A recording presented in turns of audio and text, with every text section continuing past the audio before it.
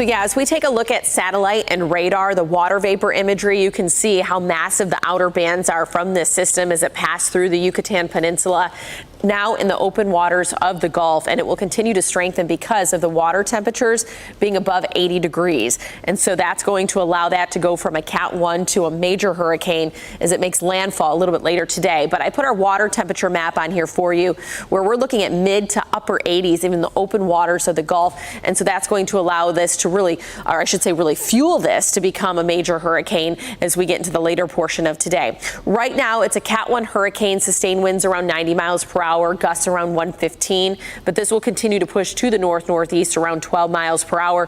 Hurricane warnings stretching not only across Florida, but all the way up into Georgia and South Carolina, because as this makes landfall later today, probably somewhere between about 8 and 10 p.m., we'll say, that'll be the window of the eye of the storm, making landfall just south of Tallahassee. That could be a Cat 3, strong Cat 3 or weak Cat 4. It will push north, and I will show you that as it hits Atlanta, going into the early morning hours of Friday, still looking like it has hurricane force winds in Atlanta, Georgia. So that's why those hurricane warnings are really draping from Atlanta all the way over to Charlotte. But then this will start to hook to the west as it becomes a tropical depression, a remnant low. And so it's not going to directly head towards Detroit, but we will get the outer bands, the cloud cover from that.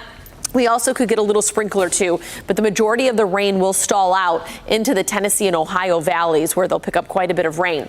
Let's quickly recap some climate data when it comes to Florida, because Florida has seen since 1950 17 major hurricanes make landfall. That means a Cat 3 or greater. After today, we'll be able to say 18 of these hurricanes have been a major hurricane to make landfall. So that's a quick look at what we have been tracking. But storm surge risk, I mean, just south of Tallahassee, throughout the Gulf Coast there, could be upward of 10 feet, maybe even 12 feet of that storm surge. And then the rainfall forecast, you'll get dumped a ton of rain right where it makes land, but then a lot of this is going to fall north of Atlanta. And then you see how the rain will start to deteriorate as it moves towards Detroit, but we still have a chance of some of that moisture starting to build in as we head into the later part of Friday and into the weekend.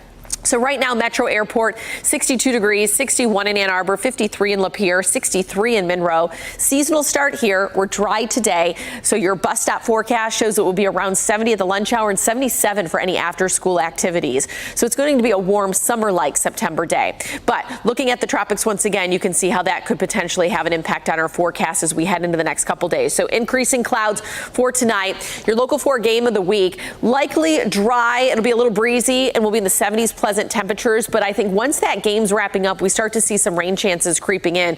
So you see what I have here by about 10 o'clock on Friday evening, rain pushing in from the south, and then it's very kind of scattered and isolated early Saturday and off and on Saturday until we get to Sunday and dry things out. So if you are heading to the Michigan or Michigan State game, you might encounter a little isolated sprinkle, but nothing that would be too prominent. But as we head into next week, we're looking at very minimal rain chances and temperatures in the 70s until Wednesday.